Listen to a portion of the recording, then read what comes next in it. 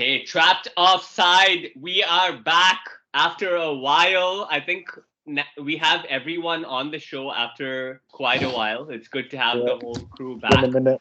How's everyone feeling so far? Feeling great.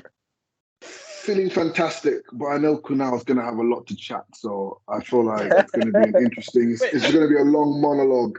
I'm not even going to Kunal speak. about- I'm not even going to speak today. I'll let you guys speak for me. It's fine. Here we go. It's already started. The celebrations yesterday spoke for themselves.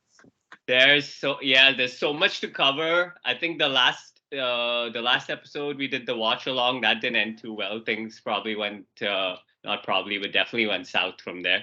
All the way from Manchester, all the way south to But where should I think we should start with Chelsea? What do you guys think? I think we need to discuss this team with no sporting integrity.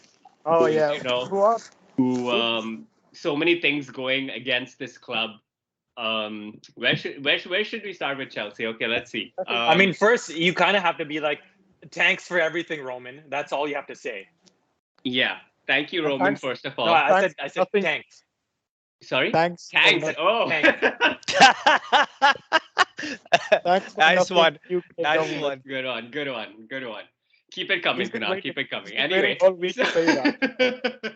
2 weeks, bro. But yeah, man, things. See, like, shit hit the roof with Chelsea with all these sanctions and everything going on outside. But it seems like it brought the team even more together. Thanks to Chitaka, Thomas Tuchel, doing a fantastic job with his interviews, with the managing of the squad, the results on the pitch. I think since the sanctions came in, we've had 6 wins in a row. We have 12 wins out of the last 13 games. We have only 4 losses this season. Twice to City, once to Juventus, West Ham, and then there's obviously the Carabao Cup final. We're through to the FA Cup semifinals. We're through in the Champions League. We are potentially 8 points within the top of the Premier League, which is ridiculous considering all the injuries we've had, the number of games we've played. I don't think any team across Europe has played as many games as Chelsea has played, considering the Club World Cup and all those other competitions we were in. So Chelsea are doing fantastic for me. Times are hard out here. Like, we don't have enough money and stuff. We're broke and all that. I'm drinking water in my teacup because we cannot afford tea anymore. Can't even afford hot water. It's still a gold cup, so I'm not complaining. But yeah, man, things are good over at Chelsea. Hopefully the sale, things going on with the sale we should have a better idea next week. And once I think the sale goes through, I think things will stabilize. We'll have a better idea of how the club will be run, what will happen. I don't think anybody is stupid enough any of the new owners, potential new owners, would be stupid enough to let Tuchel go or change anything drastically within how the club is run, because Roman has built it to a point where we're stable, and there is a structure within the club. I think there are a few tweaks here and there that can be adjusted. We probably may not be able to spend as much, or who knows, we may spend even more depending on how the owners feel like. But I think the top priority is getting Tuchel's contract extended and getting Rudiger's contract extended. I think those should be the first 2 points that the new owner should consider once they come in. And then from there, obviously, Marina and check their roles within the club, whether they want to stay, whether they cut loose, who knows. But who are the buyers? On that point, I want to ask the Chelsea fans, like, given the potential buyers, like, who would you? I mean, from the little knowledge that we have of the owners, who would you rather have as the owners or the new owners of the club? See, for me, a lot of names being thrown around.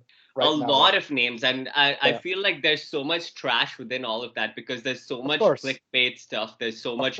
I don't know enough about any of these groups. Like, I don't know American sports, so I don't know this Todd Bowley or whoever these Ricketts family and all these guys. I have zero clue about how they've run their franchises or what they would want to do with Chelsea. The only thing I know is nobody's going to come into Chelsea, spend 2 to 3 billion pounds in a club and not want to progress it further. So I think that there will be redevelopment of Stamford Bridge, because that should be a key factor if they're considering increasing revenue. Because 40 odd thousand is just not enough for a club like Chelsea. And in terms of how it's run, honestly, it's all up in the air, man. It's you could take your best guess. So, I mean, goal.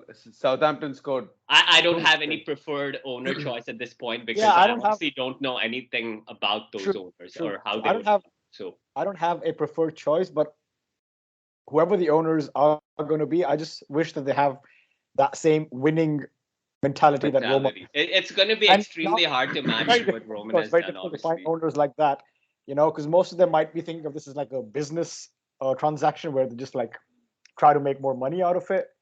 And I don't really think it could end. It could, but I think the possibility of that is low, because people who do that invest in clubs that are worth so much less, like Newcastle, for example, 300 million. And then you bring it up to that stage where it's worth so much and you're bringing in that revenue. But Chelsea have already at that stage is spending billions, not millions, billions. Yeah, that was Roman spending billions, right? And he was willing to take losses as well. I don't know if new owners coming in are willing to take those losses. Yeah, and you should, that's what I'm saying. You should bear in mind. You should bear in mind that Roman just spent 140 to buy it. Yeah, exactly. So it's very different when you're comparing it to 2003 and 2022. You're not going to get an owner with the same appetite. Even if he wanted to, business-wise, it just doesn't make sense. So you need to ask Arsenal and United fans about American owners and exactly people who spend that much money on teams. Exactly. I mean, and we see with United, I mean, either you need a great manager like Ferguson who can make do with not spending so much money. Because since he's been gone, you can see. Yeah. No, I mean, they spend money, but like, in patches. They've lost the structure within honestly, the club. Honestly speaking, spending is just one side of it. You don't have to just throw money at it. Look at how Liverpool are run.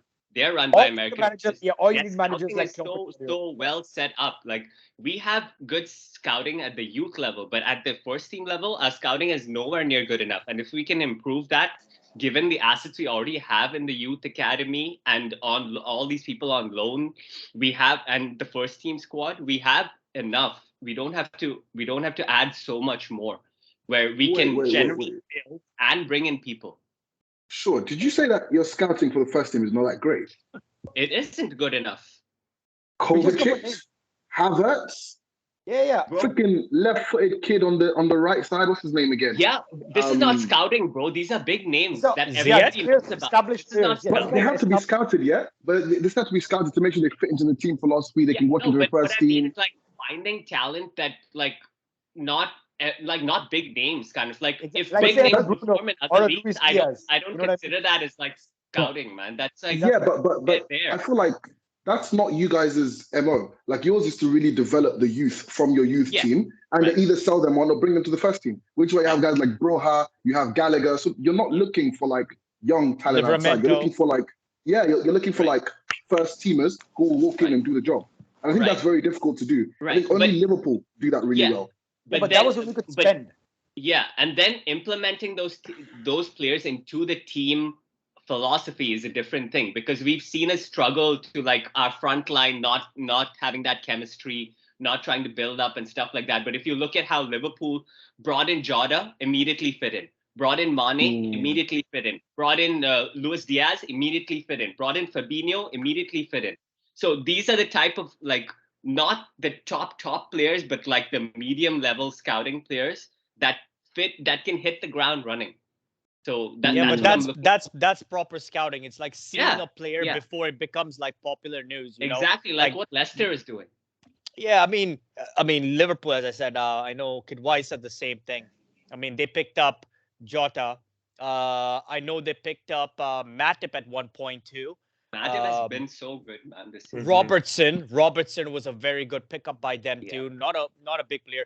Liverpool for me is one of the best like teams that really scout good players that actually fit into the system. I mean, Luis Diaz, just look how he's just literally gone into that team and he's been playing mad, So I get exactly what you're saying. And honestly, Liverpool is a great comparison because a lot of credit has to go to the coach.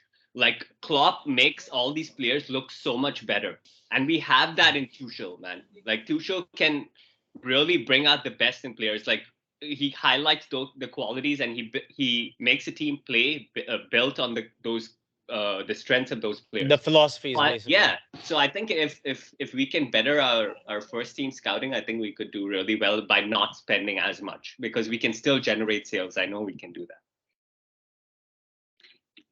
But Chelsea's is a very exciting team. I think, like you guys have said as well, I'm quite interested in where the new owners are going to take it because I think a lot of them might look to double down on some of this youth talent and offloading them like crazy to make money. Which could be one direction that you guys go down, or it could be no, I want to invest in the first team. I'm not really sure, but I'm very interested to see how things progress with you guys because you guys have so much like underground talent. And I don't know if there was that rule that came out not too long ago. You said it didn't affect you. Yeah, the loan. The loan for the youth team and all that. It won't. Okay. It won't. But yeah, man, I'm excited at the same time, nervous at the same time. But you take it one day at a time because you never know what you're gonna get, man. And it's a lengthy process with this with these sales and all of that. So there's no point like following it every single day. Like every day there's a new name. Like yeah, for sure. I think the biggest thing too is depending on like I'm assuming Roman's going to have a little bit of say on who it sells to. So whether he just wants to cut and run as soon as they can for like the biggest deal, or if he's going to give someone a good deal because he knows that they're going to progress give the same level of respect to the club that he has. Yeah, exactly. Yeah, I think he'll do that. I think he will look for owners who have like at least that little bit of ambition like he did, or at least owners he knows will do the best for Chelsea. I think he'll have that. Yeah. The project is so important with this, man. But let's see where it goes. But that's my say on Chelsea. I don't know if you guys wanted to add anything else. I just want to ask one more thing. Does it pay Roman to sell now, or to wait until the Ukraine-Russia has been resolved so he can actually get his money? The thing with that is, the minute he got sanctioned, it doesn't matter what happens. He can't do anything about the club. It's frozen. It's equivalent to it not being his asset anymore because he has no control over it.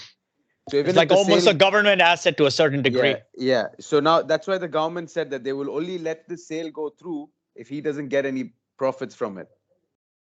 So how do you interpret that? I don't know. There might be loopholes around it. There might be the lawyers might be working around the clock to figure out some loophole where he gets the money out of it or the profits out of it. So that's where the complicated part comes in the sale, where how the sale is going to proceed and how the sale is going to That's what I'm talking about. SHEGZ, the biggest issue here is time. Chelsea don't have time because the longer the sale is held, there's people losing jobs. There's the team that cannot doesn't have money to run. That's the whole issue here, timing. That is the problem. So he cannot wait until things. It's a very there's no very tricky situation. Supremely tricky. And that's SHEGZ, why the longer. Sorry, man. Go for it. No. I was just taking that. That's why it's a it's a very nervous time for fans, especially because we don't know what to expect tomorrow. You know, let aside the political crap that's going on. Thank God for the international break because now we have time to. That gives us some time as well, and thankfully we didn't collapse this 1 month with all the shit going around the club. We didn't really collapse and self-sabotage what we are made of and how we used to play and what Tuchel tried to implant into these guys' head, So it all worked out for the good for us. So now we just ride these 14 days and we check the news every day to see if something finalizes, materializes, and we can move on back to normal football and booking private jets. Statement you've been holding back because your face has been twitching for the last. I was just gonna say the longer they hold on, they're gonna have Lukaku pulling the freaking team bus to all the games and stuff, like Mark Henry. Well, you know what? Lukaku is the highest goal scorer in this team this season, Chelsea, by the way. Yep. Really? Yeah. Scored in his last 5 too. You're talking about across all comps. all comps. Yeah. But most of his games, most of his goals have come in like cup games. If I'm correct, right? Yeah. He had like been low. Yeah. Wasn't he like the leading goal scorer of the season at the start of the season? That he had like 7 or something. The first. No, I think it was Mount. It was Mount was the leading scorer.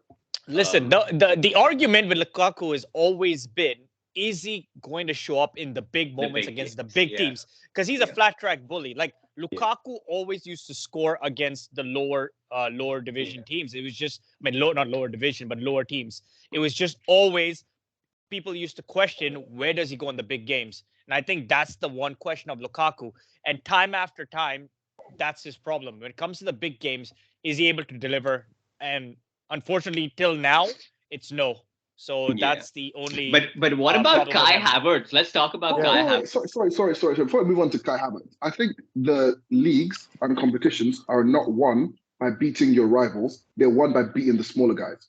So I actually think he could be a great striker, because if you beat everybody else, but you lose to, I don't know, the top 3, you're okay, or the top 4 in your case. Well, if you notice, Tuchel has been playing Havertz in all the big games and Lukaku. Yeah, exactly. He's already figured it out. Exactly. That's exactly what I was getting at, and that was going to lead to now, like you mentioned, Kai Havertz. Yeah. Man, this guy is something else.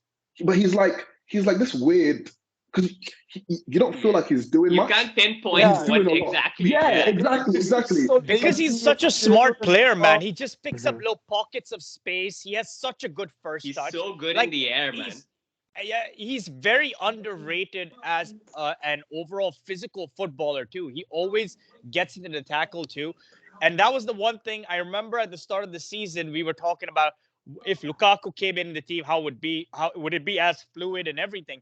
And one of the things that Havertz really does, he glides across, creates space, and then continues the run into the open space. You know, he's such an intelligent footballer. It's not like he only is like in front of the attacker trying to win, get the ball and spare it across. Like, he can control the ball, he can build up play, he can create goals for his teammates too. It's such a underrated skill, but his touch, that goal, I can't remember. Against Newcastle. Oh, what a touch. What a touch and ridiculous composure, man. No, he is a class player. Oh, it's brilliant, man. It's brilliant. No. He is a really good footballer, honestly. I think out of all the attacking options you guys got, for me, I think Kai Havertz is one of the best among those. Like, I mean, you talk about Werner, maybe Ziyech, maybe Pulisic. Among those three, and Lukaku, I think for me, Kai Havertz has been one of those. You're just like, you know what? He's a decent baller out of that, and he's been a lot more consistent for me. Yeah, and he shows up in all the big games under pressure. Absolutely. And he's so composed, man. He's calm. Yeah, that's what he's just so calm. And back on Ziyech, I had my doubts in the beginning, but this guy's been on it. I don't know, the last couple of months, he's just been on it. I don't know what. I think he just needed time. He just needed time. Yeah. He needed a lot of to adapt to the league. Adapt to the game. Yes. Man, he needs to play that deep role. That role that he plays now is perfect because he has time to pick a pass, and he can switch play. He can play short passes. He links up well with Mount and the back line. Him and Mount are just like having a great time on the right hand side. Did you guys watch the goal yesterday? Lukaku's goal. Yes. Lukaku's the FA Cup. The build-up from the back. It started from Thiago, right? Man, Thiago Silva as well. Wow. Shout out. Player of the season so far. He's the top, 100%. He reads the game so well. His positioning is just phenomenal. That's what I'm saying. Does he have the pace that he had when he was younger? Yeah, exactly. He's just a smart footballer. He doesn't need the pace. That's just how Terry survived the last 2 years of his career. Literally. Absolutely. It's just football's in the head sometimes, especially as a defender. That's why, as a captain, you just need to be in the right spot before the ball gets there and anticipate it. But also playing 3 at the back helps him a bit because he doesn't have to do so much of the work thing. Because when you have those extra defender on the right or the left, but even 4 at the back, man. Yesterday we played 4 at the back, and he's still. Yeah, but we played 4 yesterday. let's be honest. Yeah, but you play. No, but still, there's some teams that struggle against Borough. There's some teams that struggle against Borough. Yeah. We got kicked out by Borough. You know, and we had 600 fans in the stadium. Only. I have to say only. Yeah. That's more than City fans. It's fine.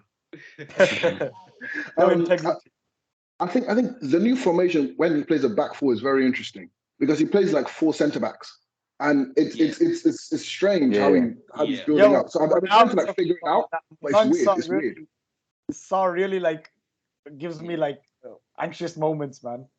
Yeah. No, he's a little antsy on that left center back. I saw him yesterday. He's a little antsy with the ball, you know. He's not as composed as a composure like he's like how Zuma was on the ball. Zuma on the ball was exactly. He just looks like like he's gonna fall over any minute. He has no control. He gives me Bailly vibes. He gives me Eric Bailly vibes. You know, Bailly is good. No, he doesn't. No, because you don't know what he's going to expect. He's an aggressive nutter. Oh yeah. I see what you mean. Yeah, and because you see when you see Thiago Silva with the ball, you just know if he wins the ball back, he will find the right pass. Like you can feel that with some players, like even Jorginho or Kovacic. You know, as a defender, if you give the ball to him, he's gonna ward off a couple of the opposition midfielders attacking him and give the ball and make the right decision. Composure is a very difficult thing in the modern game. I mean, I know as a Manchester United fan, you can see the lack of composure with us in our defensive lines. Well, and midfield lines and all the freaking lines. And top to bottom. And the coaching and the fans. Honestly, we're struggling right now. But back to Chelsea. But you guys, through all of this, to see how strong you guys still are, I mean, it shows that no matter like things that happen, if you've had a good structure, a good foundation, like you can always build off that. Do you see, like coaches? I mean, I think Roman did a good job. I mean, during his tenure, y'all won, I don't know exactly how many trophies. I don't know whether it's 21 trophies and 21. Yeah, that's ridiculous, man. I mean, there's some clubs that don't go with trophies for 30 years or haven't even won a trophy yet. Spurs? Yeah. Yeah. So, sorry, Jithin. They had to just like bring that one. But anyway, we'll where do you guys want to go next? Arsenal, United? Arsenal. I think we should go to Arsenal because they've been. Wait, I thought you guys. No, wait. I think we should go to United so we can get depressed a bit and then go to Arsenal because there's a lot more positivity. End on a high. Just end on a high. Okay, United boys, take it away. Well, where do we start? SHEGZ, where do you want to start? Who wants to start? Chokeba? Rock, paper, scissors for people not from India. Listen, did we ever discuss the Spurs game? The United. We never discussed the Spurs game, right? It was Spurs versus Ronaldo, so. Yeah, Spurs. Basically, that's exactly what it was. Spurs versus Ronaldo. In fairness, listen, that game, we were all right. We had good control of the ball, but I'll be honest with you, we made too many mistakes. Well, in fairness, the Telles one was a little iffy, the little handball. I mean, it could go either way, but it's a handball, is what it is. And then, obviously, Maguire to the rescue with another own goal. So, low 2-2. But Ronaldo came in fresh. He literally, honestly, I don't know what you think, SHEGZ. I think Ronaldo literally won the game by himself. Yes, he had a hat-trick, but he forced that team to victory, honestly. Like, the goals he scored, like that, the header to win it, it was literally pure, sheer determination for him to win the ball. And I think he played angry that game. I think because, I don't know whether he was dropped out of the City game, but he had this, I don't know, this energy. That was probably, for me, one of his best all-round game at Manchester United since he's been back. Because he was connecting play, he was winning tackles, he was dropping in midfield, winning the ball back. I thought it was a very, very good performance from him in for that Spurs game. SHEGZ, your thoughts on that one? No, I fully agree. I think his strike from outside of the box was vintage Ronaldo. I think we haven't seen that in a long time. We haven't seen that in United in a long time. How much of that blame you put on Lloris? I think 25%. See, listen, there's credit to Ronaldo, but also to a certain degree, I'd say 20% because he jumped with the wrong hand for me. And he jumped man. Did you see that? He went like this and then he tried to do this. Exactly. So it's definitely a goalkeeping error. However, that strike was something else, So it's like it was literally, it reminded me of I think it was the Benfica game when he absolutely slapped that from Porto. He that keeper was in his pajamas too, bro. That keeper was too. That was the Portuguese national team keeper at that time, Helton or something. I think his name was Helton. But that was a class goal, honestly. That was a really nice goal. And then the second goal.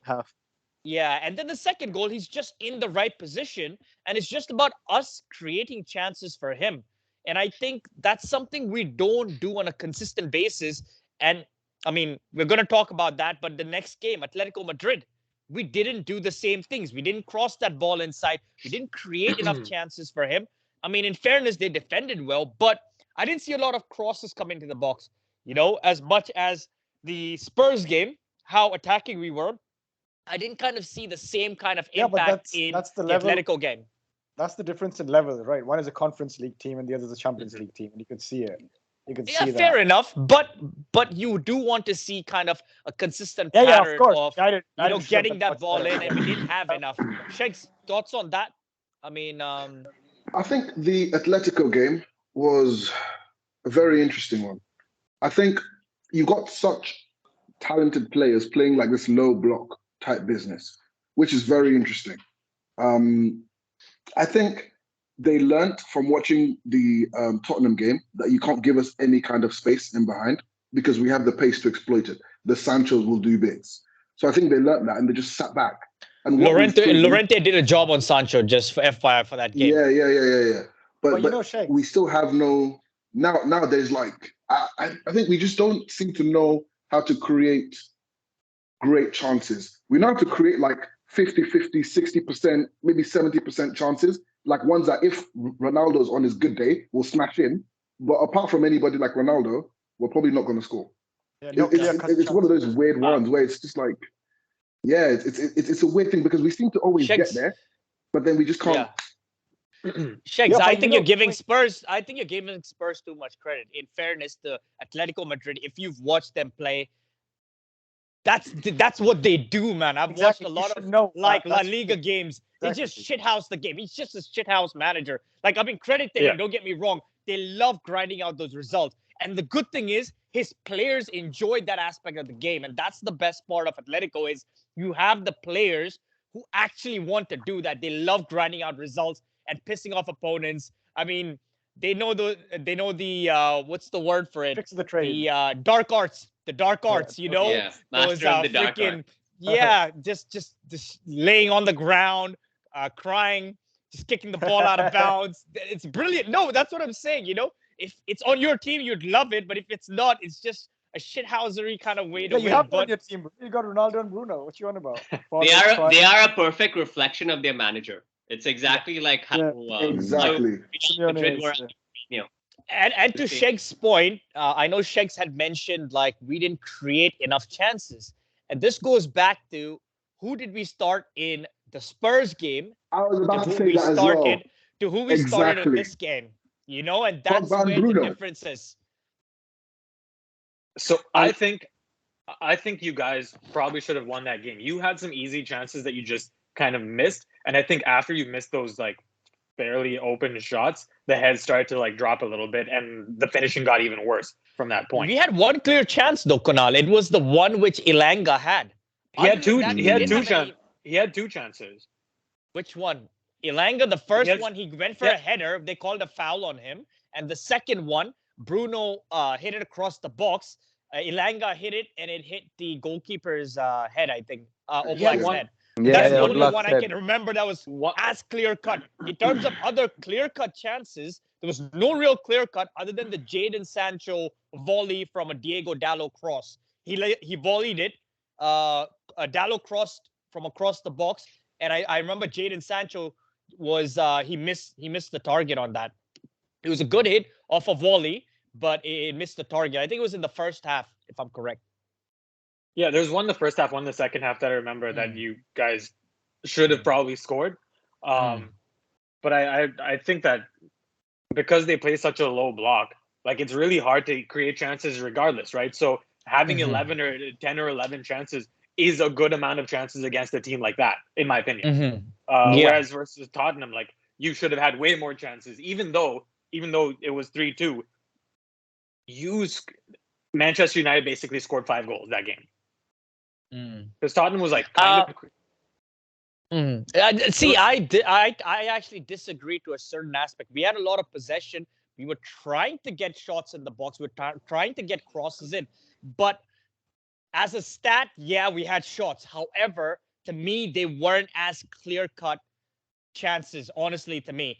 Those are chances that Atletico give, kind of, if that makes sense. That's what they are. They get like bodies behind the box. You can get a shot in, but it's just going to be long distance shots almost. And Diego Dallo had a couple of shots on goal, but it wasn't as clear cut as it should have been.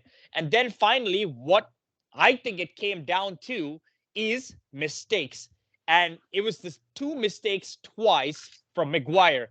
The first one, he always does that, where he keeps biting a little too high on the attacking player, and the attacking player is just able to get rid of the ball. That leaves a big hole for a 2v1. And twice in a row, the first one luckily was offside, and the second one it was created by the same mistake in the hole. And this is where I come back to just awareness and knowing your role, knowing what you're good at, and in a Champions League game where you're not going to get a lot of chances, you need to not make a lot of mistakes, because teams like Atletico, they want that. That's all they live for. Give them 1 or 2 chances. They'll get that first goal. They scored in the 20th minute, I think, and they literally shut shop since the 20th minute. The game management was absurd. The game management was absolutely absurd. That's always how they run their games. They score early and then they just shut down shop. Shut shop. Shut shop. Did you see Diego Simeone running out the ground like he stole something? Brilliant, man, brilliant. Listen, it is what it is, man. You got to give hats off to them. And it was a tough game, but it gives you a real understanding of where we are. That's what I believe. I think if we did win this game, people would assume too much of this team. I just don't think we're good enough to be at that level yet of Champions League. I don't know, SHEGZ might disagree on that. Yeah, no, 100%. I think the humbling we got from Man City really showed the gap. I think we could be battered. Luckily, there was no double legs in somebody like Bayern. Yeah. I think they could have hammered us like 7-1 or something ridiculous like that. Like how they do the London clubs, right? Exactly. So that could have very easily been us. I think we're lucky that we went out to an Atletico, because I think they made us look better than we actually are in that game. Yeah, so because they gave us the ball and they weren't pressing. Yep. Yeah, I think against a real team, like either a City or a Bayern, I think, or Liverpool even, dare I say, how much I hate to say it, they would absolutely violate us. And I think that's what's really scary. But I think Rangnick is definitely doing certain things right. Because at one, we're not conceding lots at all, somehow. Nope. And we seem to always be getting there, but not knowing that final leg. We had like 6 draws, I think, in the past like 12 games, something ridiculous like that. So it's that little edge that we're missing, and I don't know how to solve it. We're missing. Go ahead. No, sorry. Let me let you finish. Let me let you land. I think unfortunately as well, Bruno's starting to become our weak link, which is something that I never thought I'd actually say. But Bruno seems to be causing us a lot of problems. He gives the ball away way too much. I mean, yes, he does score and he does create sometimes, but I feel like he gives the ball away even more than Pogba. And we thought Pogba gave the ball away a lot. And he Trust me. There we go. Bruno has taken it to like a new level, and he's complaining and all of this nonsense. Like the goals or the times when he's gone down hoping for a foul and he doesn't get it, and now the whole team's broken and now they're breaking on us. That's happened way too many times because of all he gives the ball away. So I don't know. He's like, honestly, I'll be honest with you. That's who Bruno is. He always was that player.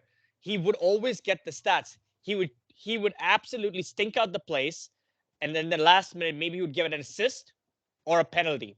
Sometimes people look at the stats. All right. He is a decent player. All right. However, when he played in the Ole system, there wasn't enough organization. So we relied on individual brilliance to get us through. Now, when we're organized, hence we're not conceding, correct? So people need to stay disciplined. They need to stay in their position. Because if they move from their position, you can clearly see the holes that they're leaving for the team. All right. I mean, he's having a little bit of a struggle. I'll give Bruno that. However, Bruno has always been careless with the ball. The previous manager would allow that. Now, because we're organized, you can see like these mistakes a lot more clearly. All right, two people who've been struggling this year have been Marcus Rashford, yeah, and Bruno. Ever since even Rangnick came, what is the one thing that's changed? It's just an organization, making sure you do what you're supposed to do your role. And these two are struggling in that. However, under Ole, they were fine. Why? They could do whatever they wanted. Freestyle football. That's all it was. And that's the difference. And now when you're organized is when you can actually see players with the individual brilliance who help the team, i.e. Sancho, i.e. Pogba, because they are in the role or the positions that they're supposed to be in. And then when you're organized is when you can show your individual brilliance. Yeah. So I think the next manager... Yeah? SHEGZ, you're saying that United have improved by not conceding goals. But your main flaw is in your defense. Your main flaw. Correct. Your team. Correct. Your team is so I don't understand why you're saying, okay, great, you're not conceding 3, 4, 5 goals, but United was never a team that would concede 4, 5 goals, you know. So I think let me just get no. So what I'm trying to say, okay, it's fine. That happens to everyone. We conceded against West Brom 5 goals. It happens to everyone. 3 goals, bro. Don't simply say 3, 5. whatever. For me, though, that 3 goals is like 5 goals against West Brom. Actually, I think we conceded 4 or 5 to Bournemouth. No, bro, it was West Brom, by the way. It was West Brom. We came back 3-3. I remember. We've already talked about Chelsea. Not that one. The one where Silva got subbed out. Anyways, leave that. 3-3 that was, no? 3-0 or something. No, we'll get back to that. But my point being that, so that doesn't mean Rangnick has done bits to improve an aspect of the game, because your defense is the worst aspect of your United's game currently. Let alone you have stars to score everything. So I wouldn't take that as a positive. I wouldn't even think of that as a positive, in my opinion. No. Okay, so let me explain. And SHEGZ can go after me, because I want to just kind of talk about what SHEGZ means. So on the actual scale of defense, yes, we have been conceding goals. However, we do not concede as many chances because we're so organized and we put out the fires a lot more earlier than we used to do before. All right. Now, since Rangnick has come in, we seem a lot more organized. Number one, either we're winning the ball higher up the field, or if it's coming a little bit back, our midfielders are able to put out the fires a lot more. So we look a lot more organized because we're winning the ball back and spreading across. Under Ole, we were so exposed. We were absolutely exposed. So yes, we were still not good defensively, but now we are organized, and you can still see the weakness. Why? Because when you organize, you can actually see where your holes are, aka the biggest hole in the world, the biggest fridge in the world for 80 million with the armband. That's what it is. Listen, you guys have improved defensively since Ole. However, I'll tell you why I disagree with you. Because the key factor to you guys not conceding is David De Gea. I was just going to say that. How? If you guys have David De Gea, you would be conceding 3 goals every single game. No. But I'm talking about, look at the chances on goal. Yes, he saved the goals, but the chances on goal has reduced ever since Rangnick has been back. He has the highest saves in the league after Melier. He has the highest number of saves. I know, but what I'm saying is, and he had it before. That's why at the start of the season, De Gea was our best player, because he's been having those chances. However, the number of chances conceded by United are less. All right. The one game we conceded the most chances out of this whole period was City. That was the one game that we actually conceded so many chances. Less than under Ole. I agree with that. But however, there are still issues. You guys are not as organized. Okay. I do agree. I do agree that Ralph has limited the damage, right? He's limited the damage. That's exactly what I meant. That's the correct word. Yeah. That's the correct word. Yeah. However, there are issues. Like, there are still teams creating chances. Your midfield is still not good enough to prevent. Agreed. 100%. And I think David De Gea has had a huge influence. For me, I like, even if you forget about all this clean sheet stats and all of that, I think David De Gea has been the best keeper this season. And he's not even making simple saves. He's making ridiculous saves. Ridiculous. Yeah. That would be a goal against any other team. Jithin, but do you agree we are doing a little bit more? We look like we have a little bit more of a plan and a little structure. And that's all we're trying to say. And I believe that's where we're trying to get at. Yes, absolutely I do. But I don't think that's a positive as of now for you guys. It's not a positive at all. We don't have any positives. What else can we hold on to right now? But we don't have anything. Ticket sales. I wouldn't want to hold on to that as well. That's how bad it is. Like he's still learning about the squad, and you can see that he's making those changes, and he's got no time to turn, bro. And he's going to leave. He's going to leave. I'm going back. He's not a coach, man. He's not a coach. Yeah, but I'm going back to my conversation I had with you guys 3 months ago. What the hell is the point of all this? Well, who else would come in, bro? Who else would come in? No one was coming in. Here we go. It's a joke. I'm not going back to it, but it's just a joke. Like it's a joke. No, Jithin, why do you think I've been depressed for so long? We're a joke right now.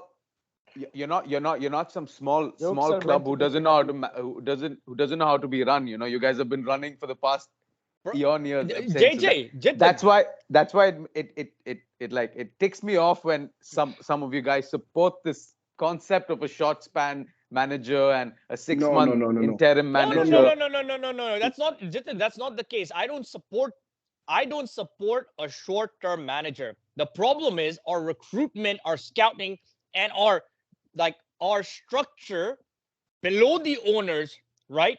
The board and everybody isn't right. They haven't been right. They haven't been right for years. I have one more question. Where would you guys be if it was still Ole managing the team compared to where you are now? We'd be 10th. Bro, they'd be 10 to 11. Way past mid-table. I think they were shit then. They're shit now. I don't rate Ragnick at all. I'm not gonna lie. Bro, listen. Every stadium they were going to, Ole was getting mudded. Every stadium they were singing, they were chanting. The atmosphere, the environment, the whole thing was down. Once you start with Lampard. Once you start to slide, it's only downhill, man. Something had to change. If something didn't change, it would continue to go down, and this guy would be completely put in the mud. His career would be over, man. And I agree with you too, Jithin. Why did we get Ragnick? You're absolutely right. You're absolutely right, spot on. Because you're right. He's not a coach. So why are we wasting time with the director of football right now? If you're getting a director of football, he should just go straight right up. Correct? Yeah. But that's where the mismanagement of these people come. It's a big club, and I've been saying that before. It's a big freaking club. Yeah, but and you're running it. Another thing, I would rather keep Carrick for 4 months then. Like how we could keep Di Matteo for 6 months, keep Carrick for 4 months. Let but he wasn't experienced enough, man. Agreed, man. Let Ragnick go be the director and start from top to fix all your issues while Carrick manages the team. You know, I would find that a better solution 100% than win record, Ragnick, put Ragnick in, start rebuilding the team, steady the ship, and then go and destabilize it again. Come Jithin, August. Carrick and McKenna were the coaches under Ole. Ole was never the coach. Carrick and McKenna were the coaches. So why would he have kept Carrick? Man, listen. There was hope. There was hope that they would still make top 4. And this Father Ragnick came and said, "I'm the father of Klopp. I'm the father of Tuchel." All these. I think I said that. Came, so they all this Lord Ragnick. I was on that Ragnick trade, bro. Lord Ragnick, everything. Because I'm here to take that L. It's all good. My point being, I don't see anything. I don't see that X factor about Ragnick at all. When I see him you're going to buy it, right? When I see him on the sidelines, nothing. I just don't. That's my honestly, point. What I think it was is they were going to pay him anyway to be director of football. He's basically doing 2 jobs right now with United. He's trying to write the conned them, bro. He's the ultimate con. Oh, he definitely conned them. But there was no other manager available at the time when they wanted to get rid of Ole. They gave him a little bit of chance. Conte went to Tottenham, so they had no one really that they were able to bring in at the same time. So why not just give this guy? As soon as it's mud, if you go back for us, we're in the mud. We're in the mud. I mean, no comeback. Maranol, if you go back some few episodes in Trapped Offside, the first episode we did when Ragnick came, I was like, do you guys think this guy's going to be Bielsa part 2? And I told you guys, this guy's going to be all hype and he's going to have zero. But to be fair, I don't think he's done as me personally, I don't think he's done as bad of a job, given the situation he walked into and the fact that he had to learn about the squad and all this drama coming in with every single player. And a non-existent backline. I think he's done a decent job. But back to Jithin's point, that's not the standard of a club like Manchester United. Maybe I'm just being too critical. But no, you're right. You guys get from standards have dropped. Bro, it was about damage control at that point. It's about damage control, man. But then why is he still playing Maguire? But with a team with Champions League Varane, Champions League Ronaldo, they're gonna be singing the Europa League or maybe even the Conference League anthem soon. There's no damage control done. That is my only point. Can they make top 4? I know I said on the show like no. Arsenal is my fourth spot. I'm putting Arsenal. To Arsenal. The way Arsenal are playing, I highly doubt United have a chance. I don't know. No, we don't have a chance. Arsenal really have to choke the coming 9 games for them to not get. I said that 3 episodes ago. Episodes ago, Arsenal have too many games in hand. If Arsenal start picking up form, there is no way for us to come back. And I was the one who said, if Arsenal come to top, is in 4th place, I don't know what I remember. I forgot what I said. But I'm in the mud. I'm in the freaking mud, man. I'm bathing in it like a pig. Maranol. I told you when you said that. It's going to happen just because you said it. I think with United, you guys have all made very, very valid points. I think he has steadied the ship, Ragnick, but I think, unfortunately, with the amount of individual errors that we still keep conceding, there's no amount of organization that can help us solve Maguire's stupidity, whether it's his playing out from the back or his charging out and leaving space or whatever it is. So, I mean, there's or getting megged like every 2 minutes. Or that as well, So it's one of those. His name is Maguire. you can't even really stop any of that. Realistically, sorry, SHEGZ, before you continue, realistically, which team in the Premier League do you think Maguire starts at consistently week in, week out? Leicester. Norwich. Stoke City. Norwich. No, in all seriousness, if you run through Burnley. Maybe. Actually, you know what? No, not even Burnley. Where because they have Ben Mee and Tarkowski. I'm struggling to find teams within the top 6 where he starts. Forget Everton, maybe? Everton? Could be Everton. They're facing their own relegation. About to get relegated, bro. Put in Maguire there, I don't know what's going to happen. He'll get relegated twice. I cannot. Other than Everton, maybe... where does he go? It's a tough one, and I think that's part of our issue.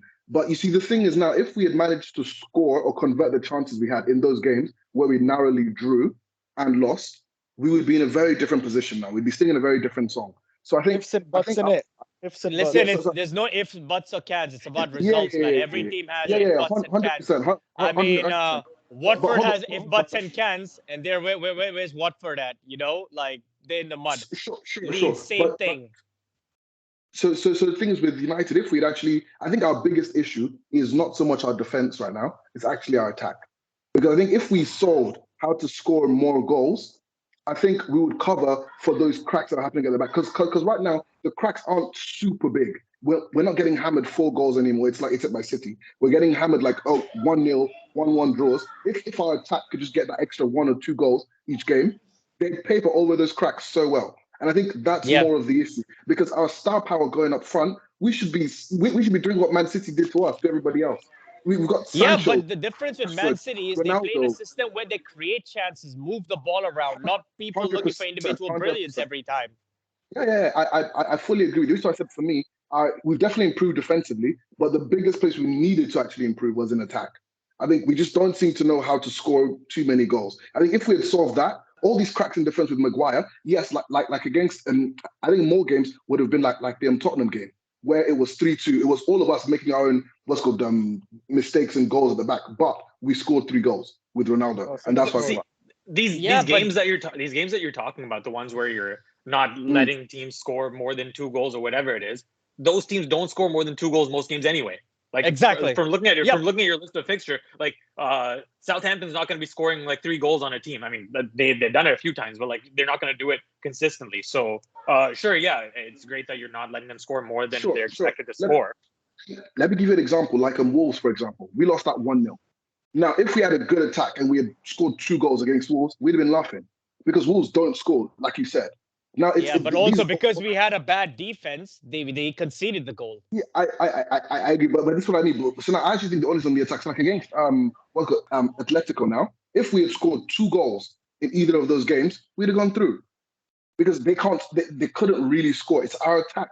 We're just too overpowered in attack that we should be scoring so many goals, but we can't. And I think that's more of the issue than even our defense. I think I'll be honest with you. I think we're unbalanced all across. Okay, because if we don't have a CDM, that would have been a very good position. I don't know if against Tottenham, like we played really well with Matic just sitting there, allowing Fred to have a free tax is roll. heavy, bro. I've been telling you guys. Bro. Spurs tax is heavy. This Spurs is such a crap team. Yeah, just look at them. Honestly, they just make everyone look so good. They give you so much time on the ball.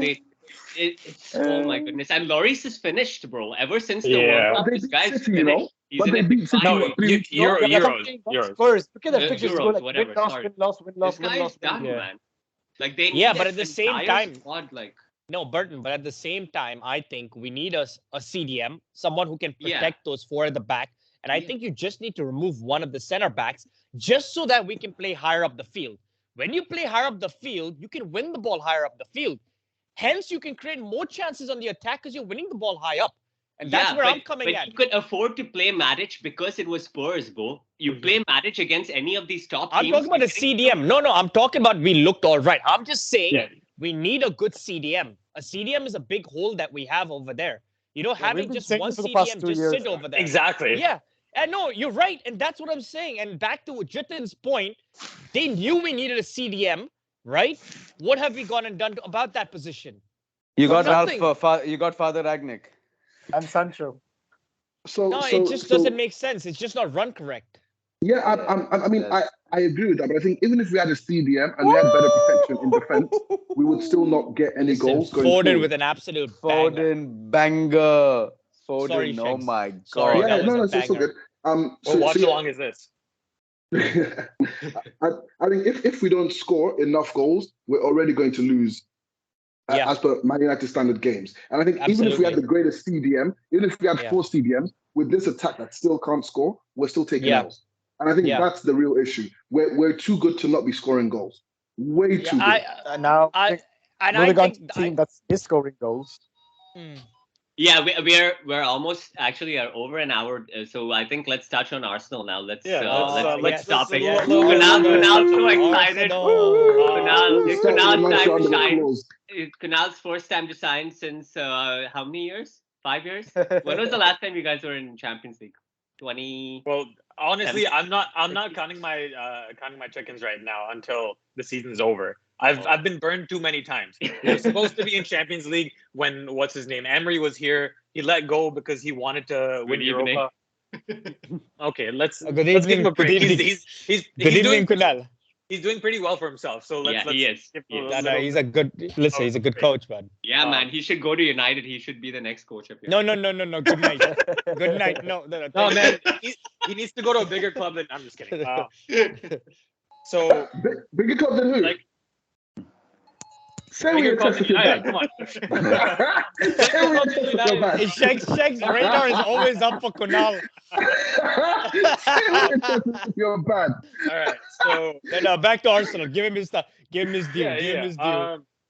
I'll talk a little bit about the Liverpool game. I think we went toe-to-toe with them. The problem is they're still a very young team, and they made a few mistakes that really cost them. The first goal especially was just Ramsdale should have saved that, and actually he shouldn't have even been in the position to have to save that. So it was a very poor, they gave it away and it just came in. But honestly, for 60 minutes, I thought that Arsenal had that chance. If they took their chances at that point, it would have been a completely different story. But they played incredible. I couldn't have been more proud of how they played the game with, the talent difference between the two teams and everything. Yeah, I think they did an incredible job. And really, I'm starting to see Arteta's vision a lot more now. I'm not an Arteta in between right now. I'm an Arteta in. I can say that because I think wins can do that to you. It's not just wins. I think just now that I've seen the players he's brought in, the players he wants to bring in, the style of system that he wants to play. I mean, we're seeing a little bit of Wenger ball with Arteta in here, and some of the nice like dink passes and all that. Not Tuchel taka, like the actual tiki taka. We're playing real stuff. I think he's doing really well, and Saka, just the way Saka is playing, and Martinelli on the left, like these young guys who are going to be hopefully sticking with this squad for the next 5-10 years, seeing them grow at the same time as Arteta, that's like, I'm very happy with where we are. Even if we don't end up top 4, I'm really happy with how this team is progressing, especially compared to the last couple of seasons, and seeing how poorly we hate that part of the show. We hate the word progress. Why? Yes. Yeah, I think Saka is going to win Young Player of the Season, by the way. I wouldn't be surprised. I think it's either him or maybe Martinelli or even Emil Smith-Rowe. Smith-Rowe. And that was something I wanted to touch on before I forget, was that Emil Smith-Rowe, Martinelli, and Saka. I think if you had a little bit better of a striker, I think you guys 100%. would be scoring more goals. I just wanted to say that because they're doing the work off the ball, but I think you just need just one more finisher to sometimes finish off. See, Lacazette has been doing a good job, dropping in, creating the space for these runners. But I don't think he's clinical enough. He's done his, and I'm like, when I'm looking at this team now that you see them consistently following that same system, that same thing I kept telling you about, where the runners are running across. Lacazette basically comes in and fills that space up so they can make their runs across the top. But I think if you had a better striker, I think you'd be scoring a lot more chances. Because I think defensively you're decent, and in midfield you guys are solid too, I'd say. We're starting now with Partey actually showing like the party finally started. He finally arrived to the game. Like he hadn't been. You have been saving that for months. Get out. Yeah, and I finally get to say it. I finally get to say it. Okay, he's been playing really well. I think he's been our player of the year so far. Like in 2022, he's been incredible. Like just how much he's stopping the ball from coming in, and all the shots being conceded towards goal. He's been playing really well. I want to give Xhaka some credit because he has also been such a good transition. Yo, are we still on trapped offside? What's going on? He's giving Xhaka credit. I know this is wild. Don't worry. Next 2 games, the red card will show up somewhere. I'm confused. Let's hope not. If that happens, he's gonna miss your game. So please don't pray for that. I think you'd rather have him on. Might want him there.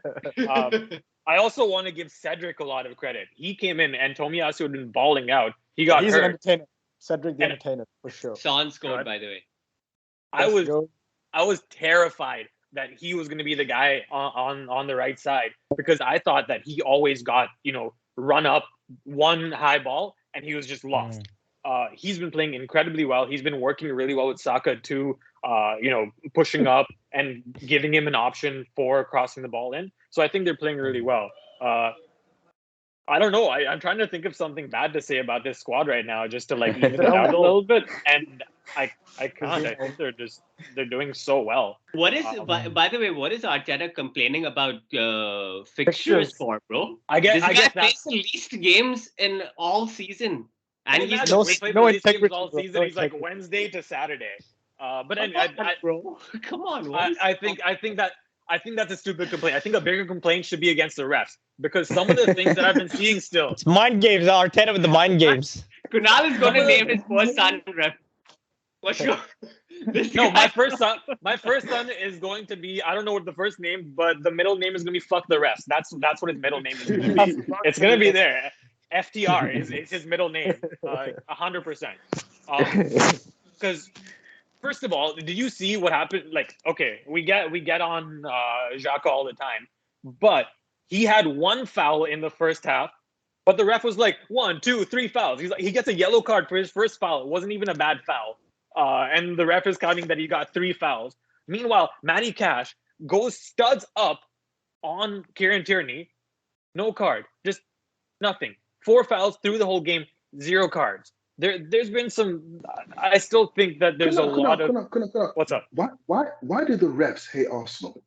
Like, why Arsenal and not anybody else? No, they hate everyone.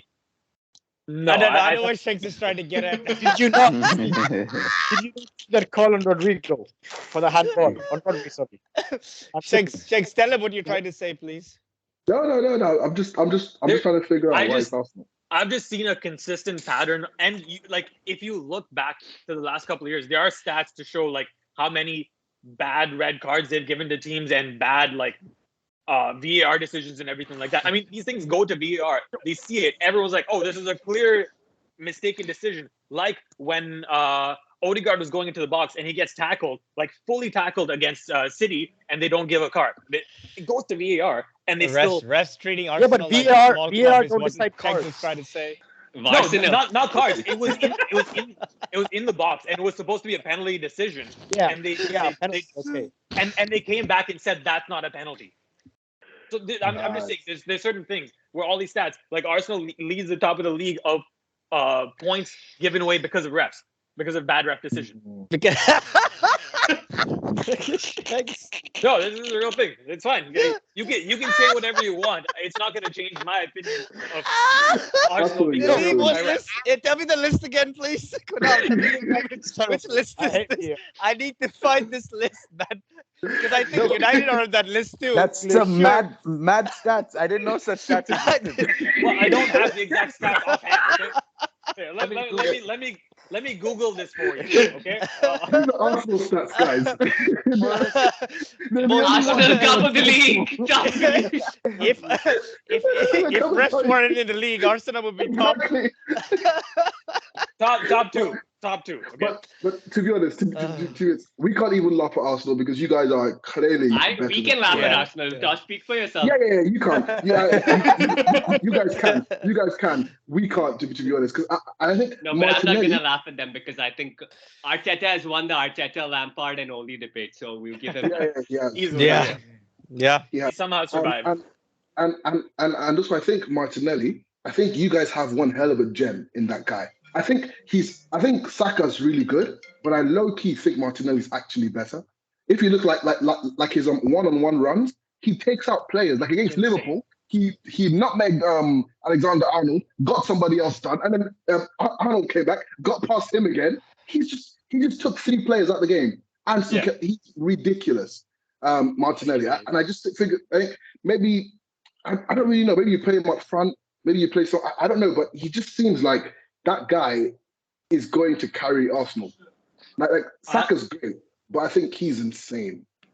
I would love to see. I think Saka is the more talented player, to be honest, because I think he covers so many positions. He is very good defensively. He's so good, man. He's so good. But I would love to see a front 3 of Emile Smith-Rowe, Martinelli, and Saka. I think that would be incredible. And Odegaard too. He's had a rough few games, like the last couple, but he'd also been working that midfield. So I'd still want a striker for you guys. I think you need a proper striker. I don't think out of 3 of them is a proper striker, as Jithin was saying. I think you need a proper for sure freaking head honcho up there. Yeah, exactly. I reckon Lukaku would be fantastic for you, man.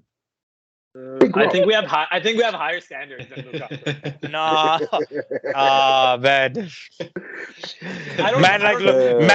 Man like Lukaku after scoring the goal, knee slides and kicks the match after that. I heard Rashford's on his way out. Maybe you could sign him. Yeah, Rashford would be a good signing for you.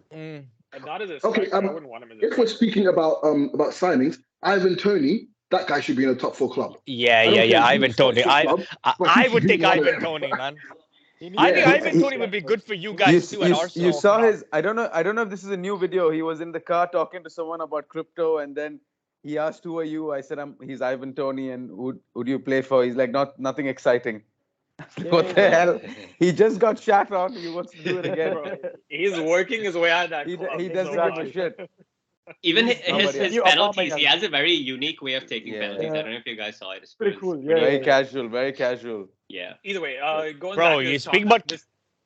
Sorry, go. Sorry, no. Casual penalties. Maitland Niles. Is it Maitland-Niles? Maitland. He was so good at penalties. Maitland-Niles. Talk about Yeah. casual penalties. He was sick. Anyway, sorry, Kunaal. Go ahead. I was gonna say with this top 4 race, I mean, I've looked a little bit at the fixtures. Tottenham actually has the easiest fixture list, but they're the most inconsistent of the No, lot. I don't think they have. Do they have an easy? Don't they still have to play Liverpool and? They just have Liverpool and West Ham today, and I think everything else, like, they should theoretically be taking those teams out. But again, they have a really hard time against teams with low blocks. Like, they find it's almost impossible for them to break down low block teams. But you never know what Spurs is going to show up. Anyway. I think Spurs defensively is bad. Now Spurs is a defensively bad team for me. Bro, all over. Maybe Maguire could go there. Oh my God! If Maguire goes there, Conte might lose his hair again. But Arsenal has an extremely tough list of games coming up too. Like, but you have 2 games in hand, man. You have 2 games in hand.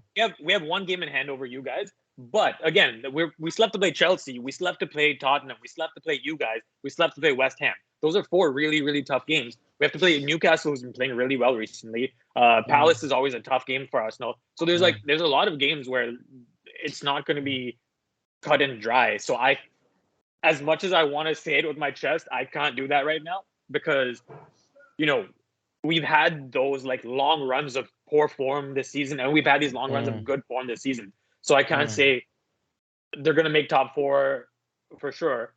But again, I can still be extremely proud because I think their lowest bar is top 6 right now. Like, I don't think they're going to do, at this point, not much worse than that, which still is a huge upgrade from last season. It still gives us a chance to sign a striker and another midfielder to hopefully replace, as good as Jacques has been playing, and replace that specific position. So I honestly, I can't tell you between Arsenal, United, and Tottenham. Maybe West Ham, but probably not because they played a lot. They're still in Europe too, right? They're still in Europe as well. Yeah, so, for me it's you guys, man. Honestly, I'll be honest with you. Looking at how you guys have been playing, because you don't have other games to focus on right now either, man. And but you guys, how many games do you have left? United. Yeah. What? Yeah, but United have to play Chelsea, Liverpool, and Arsenal. The Arsenal United game is going to be the decider. I think Arsenal United, Arsenal Tottenham, those are the 2 most important games that are left for top 4. It's going to be close, but I'm just glad we're not in this finally after quite a while. So it's nice to have a cushion where you can comfortably just see out the season, focus on UCL and all that stuff. So what do you think of your draw? Sorry. I like our draw, man. I'll take Madrid all day out. Like if versus City or Liverpool or Bayern, no. I'd take Madrid, man. I have no issues. And you know what? It's good to get one of these big games. Like, to like get if you had like a Benfica or like one of these Villarreal, you probably might get a little complacent. I'm not saying they would, but there's a tendency to get a little bit complacent. Oh, we got the easy draw. Yeah. Yeah, keeps you on your toes. It's good to and Madrid, out of the 2 ties against PSG, they had a good 30 minutes, and that's it. Yeah, man. that's it. Like, I know that was gifted to them. That tie was literally gifted to them. The second one. I mean, PSG were terrible. Because their players are still old and slow. Like, they have the Champions League experience, and that's what puts them like in a strong position. But besides that, they're slow players, man. And they like consider last year. Yeah, compared to last year, they've just brought in Alaba and Kamavinga, right? Who else? Nobody else. Saying, like, Kamavinga doesn't even start, so it's basically Alaba that makes the. Yeah, I mean, I think we'll be okay, man, with Madrid. I'm not really bothered about that. But I think you guys are underestimating them. If I'm very honest with you. No, not underestimating, but not overestimating. Madrid just cooked like PSG, they are a Champions League team. Yeah. They are. I mean, they proved it time and again. If you watch that game. Yeah, man. Modric. I know you guys were saying Modric was slow and everything. Dude was running around getting tackles, man. Like, absolutely shutting things down. Just look at those 2 goals. Yeah, but you think if Conte, Kova, and like our midfield have a good game, you think those guys stand a chance against our midfield? I don't think so. No, but that's what I'm saying. It's any given day kind of deal, man. Yeah. It's going to be on the day who plays better. I'm just saying. I'm confident. Like if you compare it to Liverpool, City, Bayern, I'd take Madrid all day. I get what you're saying in that perspective. Unlike the previous years, we're on a level playing field. We're not way below them, like how Real Madrid used to always be. So that way, it's good. I don't think anybody wants to play Chelsea in a tournament, man. We're a tournament team. We're set up to win games in tournaments. We're very hard to beat in any tournament. The 2 legs last year, the semi-finals. I mean, we were in control of it throughout the 180 minutes. Apart from the Benzema goal, which is like a crazy standard Benzema goal, we were in control throughout the 2 legs. Yeah. We're not. It's going to be a tough game, hands down. For sure. It's going to be a tough game, but we have to play our best against them for sure. We've got the people. We've got the. Yeah, man, squad. And hopefully we can do it. Well, hopefully we do. Yeah, exactly. Hopefully we do it. That is going to be essential. Having Yeah. Do you think he's going to have some issues like starting again? No, I heard they were drawing him. No, they were drawing him from the England squad. They're not sending him to the internationals. Chelsea's withdrawing him. And like take better care. Still about 2-3 weeks to the fixture. 3 weeks. So yeah. We have about a month, give or take. Yeah. Boys, I got to make a move.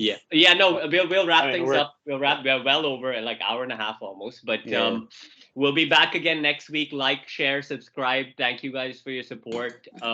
Good talk. Red is the color. Yo, good to see everyone. Yes, exactly. Red is the color. Let's go. But anyway, peace and love, guys. See you guys next week. Peace and love. Take it easy.